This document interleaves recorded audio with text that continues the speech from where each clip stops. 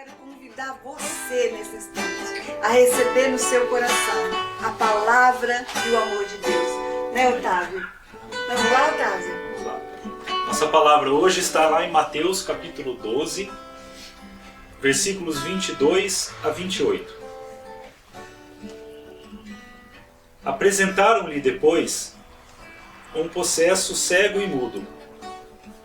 Jesus o curou de tal modo que este falava e via.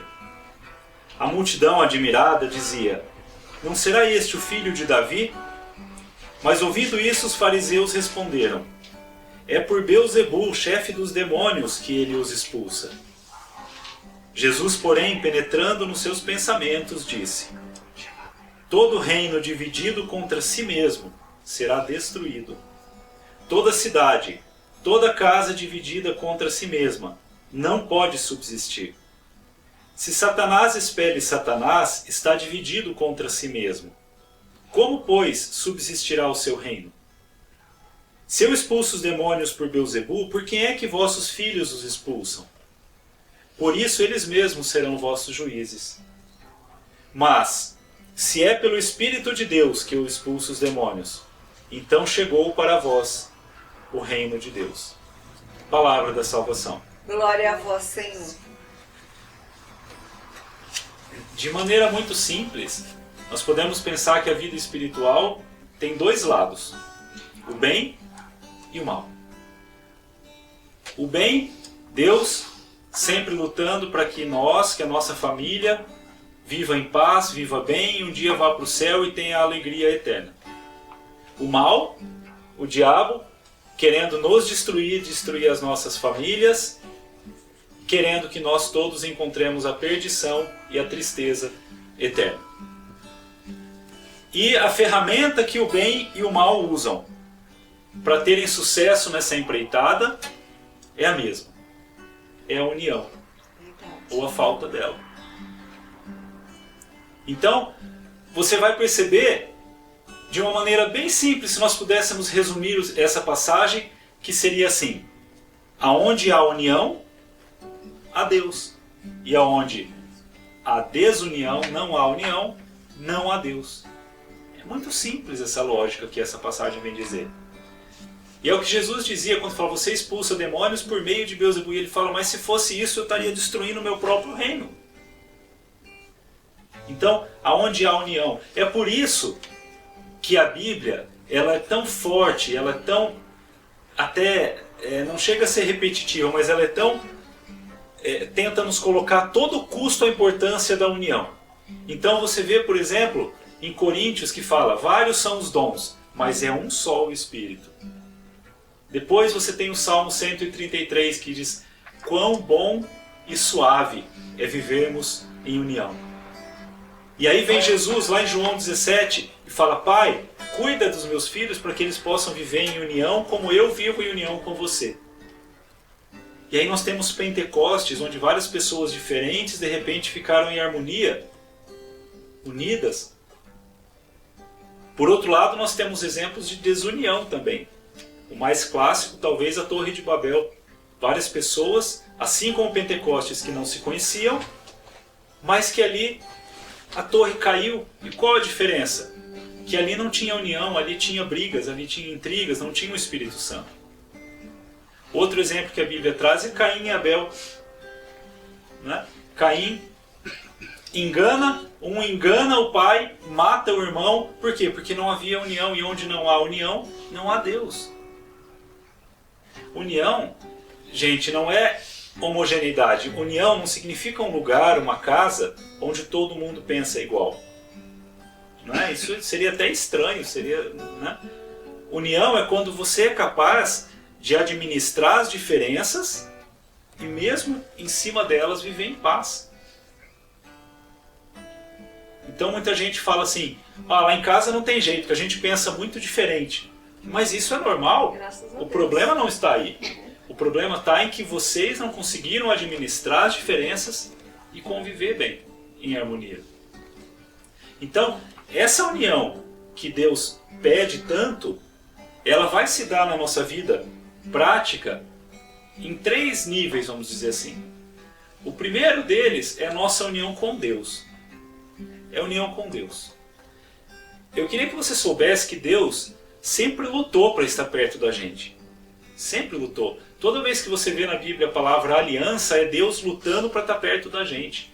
E você vai ver que Ele fez uma aliança com Adão, fez outra com Abraão, fez outra com Moisés, fez outra com Davi, fez outra com Noé, depois fez outra com Jesus. É Deus tentando chegar até perto de nós. A questão é se nós temos o mesmo interesse em estar unido a Deus, porque Ele está. A nossa igreja tem a comunhão, que é você se fazer um com Deus, tem a confissão, que é você se refazer com Deus. A questão é se eu tenho interesse em estar unido a Deus. Porque o que nós vemos muito são pessoas brigando com Deus, né?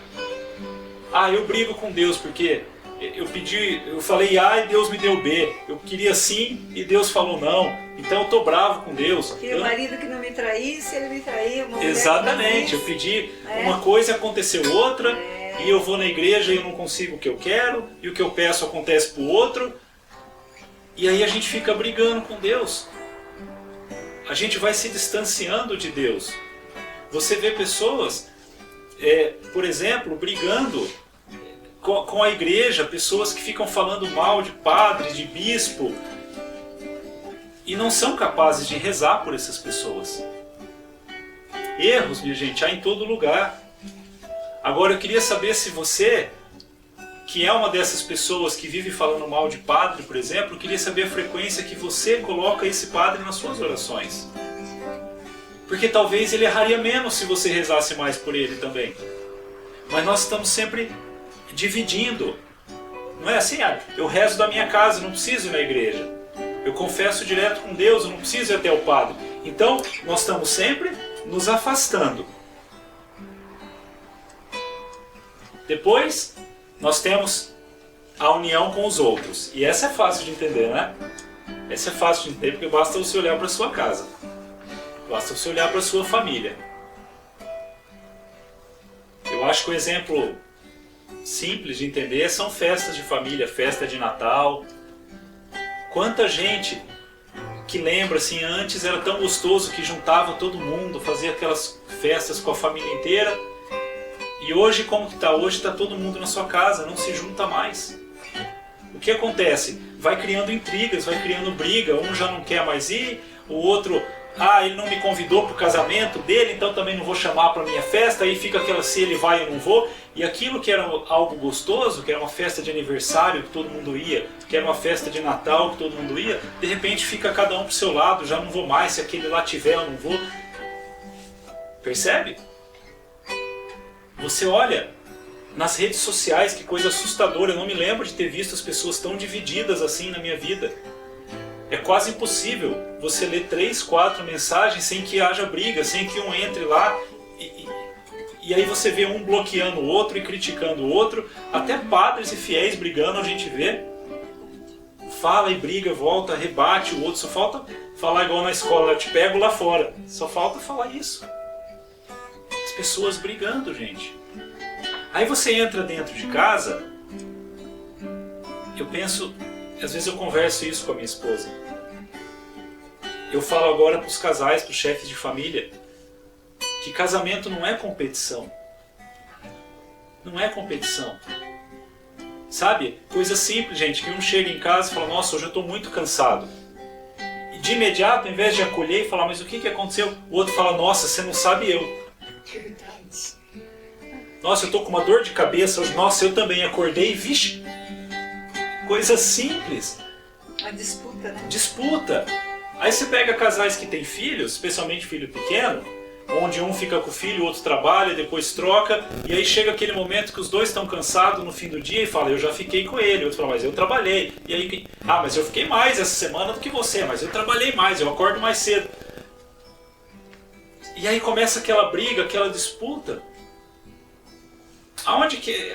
o dinheiro, a gente tem as finanças separadas em casa, já viu, né? Tem gente que faz assim, o marido tem o dinheiro, a esposa tem o dinheiro, cada um gasta aqui, e mas isso aqui você compra com o seu dinheiro então, porque isso aqui eu comprei com o meu, mas eu estou gastando mais. Gente, onde que está a parceria?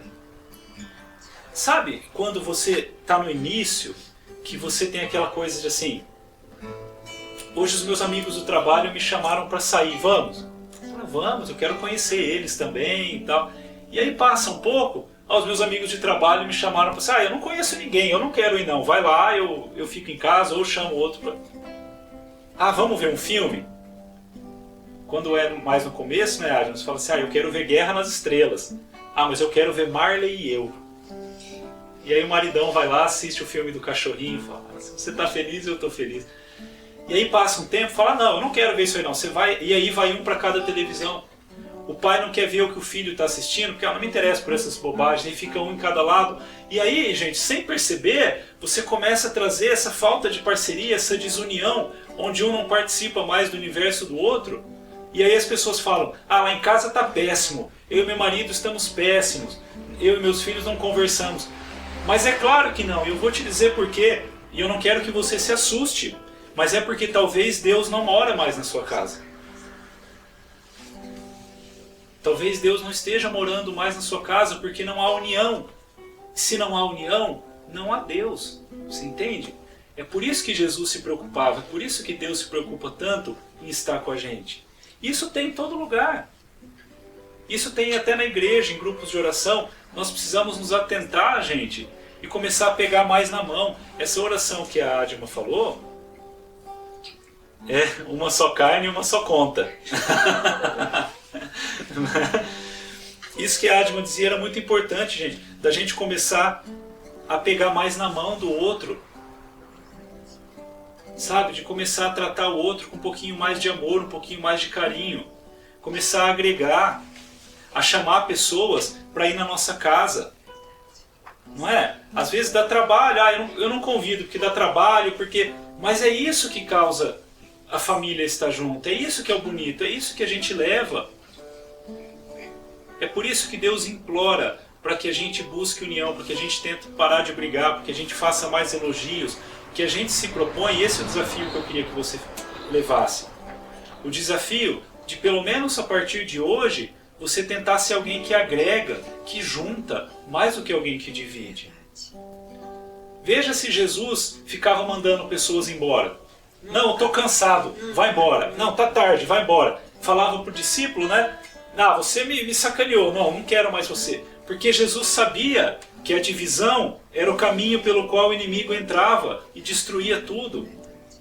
Então, se hoje você tem a sua vida, a sua casa se quebrando em pedaços, um relacionamento quebrando, talvez seja porque tenha desunião, talvez o inimigo esteja entrando. E Jesus fala, fecha com Deus, fecha com as pessoas, une, convida. E o último nível para eu terminar é você com você mesmo. É união com você mesmo, porque às vezes o nosso pior inimigo não é o outro, sou eu mesmo. Às vezes o meu pior inimigo sou eu que fico me condenando pelas coisas que eu não consigo fazer, sou eu que fico condenando pelos meus limites, sou eu que fico me cobrando mais do que eu consigo fazer. Nós precisamos ficar em paz, gente, com nós mesmos. Aceitar que nós não somos perfeitos, que nós não somos bons em tudo, que a gente acerta, mas que a gente também erra. E aí você vai começando a encaixar tudo. Né? Eu queria terminar com uma passagem que está lá em Coríntios 12, que diz assim: o olho não pode dizer à mão, não preciso de você. Nem a cabeça pode dizer aos pés, não preciso de vocês. Quando um membro sofre, todos os outros sofrem com ele. Quando um membro é honrado, todos os outros se alegram com ele. Você entende o que isso quer dizer? Isso quer dizer que na sua casa, se o seu pai não estiver bem, provavelmente ninguém vai estar bem. Isso quer dizer, marido, que se sua esposa não estiver bem, você não vai estar bem também. Isso vale para filhos, isso vale para todo mundo. Então que fique essa mensagem hoje para nós, de agregar, de unir o nosso coração a Deus, de unir o nosso coração às pessoas, de unir o nosso coração a nós mesmos. E começar a lutar para que o outro esteja bem, que aí eu vou estar bem também. Amém. Amém?